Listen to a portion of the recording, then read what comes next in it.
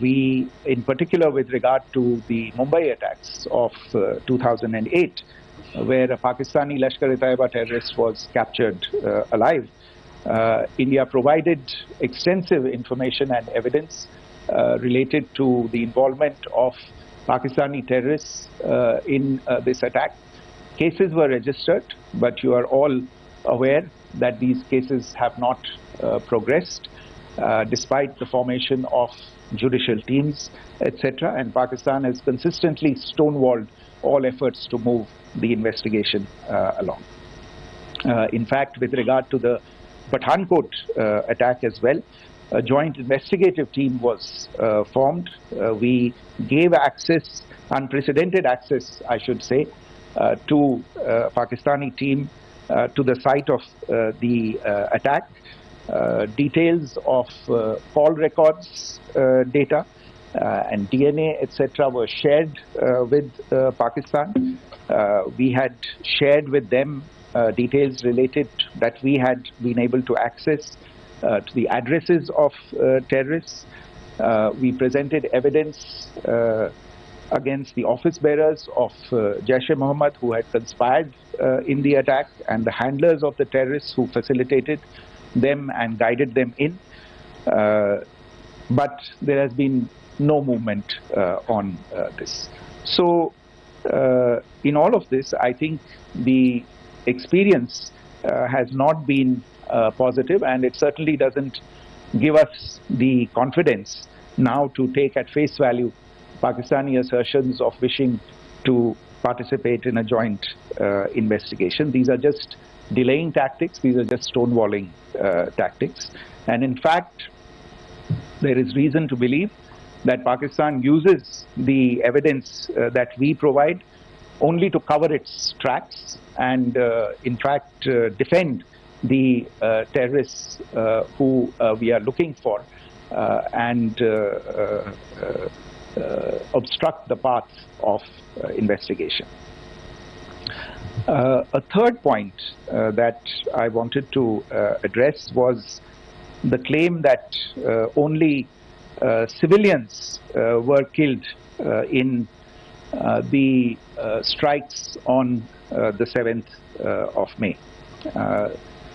We have made the point very clearly that all attacks on the morning of 7th May were against carefully selected terrorist infrastructure, terrorist targets. It is not clear to us, in fact, seeing some of the coverage of the after effects of these strikes, including the funerals for the terrorists that were held yesterday. I think a lot of you have seen the reports and the coverage on media. If only civilians, if any civilians were killed in these attacks, I wonder what message this picture actually sends to all of you. This is a question that is worth asking. It's also odd that the funerals of civilians are carried out with the coffins being draped in Pakistani flags and state honors being accorded. As far as we are concerned, the individuals eliminated at these facilities were terrorists. Giving terrorist state funerals may be a practice in Pakistan. Doesn't seem to make much sense to us. Pakistan has also claimed that India deliberately attacked religious sites. This is completely false again. I have made it clear that the targets were terrorist infrastructure, terrorist facilities, and locations connected clearly with incidents of cross-border terrorism into India. And it is in fact Pakistan that is misusing religious sites as a cover to in fact radicalize, direct and indoctrinate and train terrorists.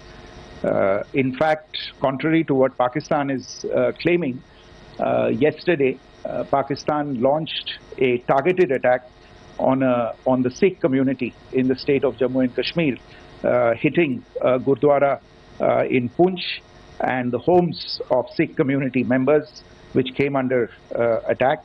And we know that at least 3 individuals were killed in that particular attack.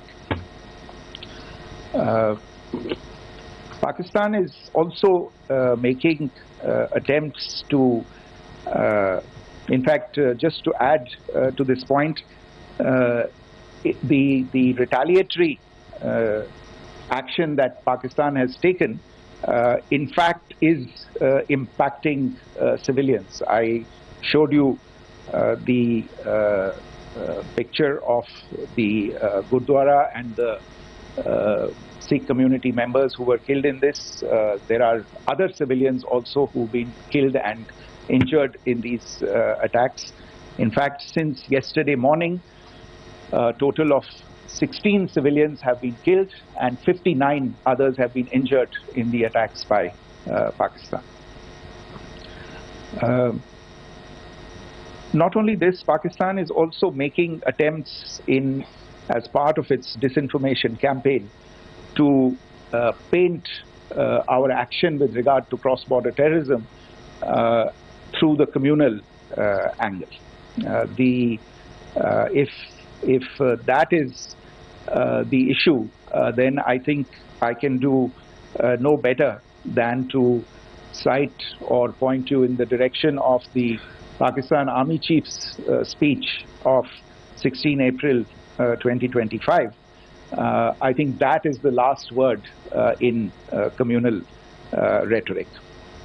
And in the Pahalgam attack itself, you are aware of the kind of religious profiling that was done there, and perhaps there is a linkage between these two events. I can only say that these nefarious designs will not be allowed to succeed in India. And it is to be noted that people from all faiths, all religions, all regions in India have unequivocally, not just in India but around the world, have condemned these attacks. The Pakistani claims of now responding to India's strikes of the 7th of May. As I said right at the outset, it is India which is responding. The original escalation was by Pakistan on the 22nd of April. We are the ones who are responding to that escalation with the action that was taken yesterday morning. And again, I would like to emphasize that the action was restrained. It was directed towards non-civilian, non-military targets and confined to terrorist camps. And again, as we have been saying since yesterday, any further action by Pakistan, some of which we are seeing today, is nothing but escalation by Pakistan now once again, and will be responded to and is being responded to appropriately. One point that I wanted to also address was the allegations to the targeting of a dam, the Neelam Jhelum project in Pakistan-occupied Kashmir. I want to say that this is an absolute and complete fabrication and a blatant lie. India has targeted only and only terrorist infrastructure, and the details of that terrorist infrastructure, together with the locations, were shared with you yesterday by Colonel Qureshi and Wing Commander Singh. I should note that if this kind of a claim is a pretext for targeting Indian infrastructure of a similar nature, Pakistan will be entirely responsible for the consequences that will undoubtedly follow. Finally, I want to address the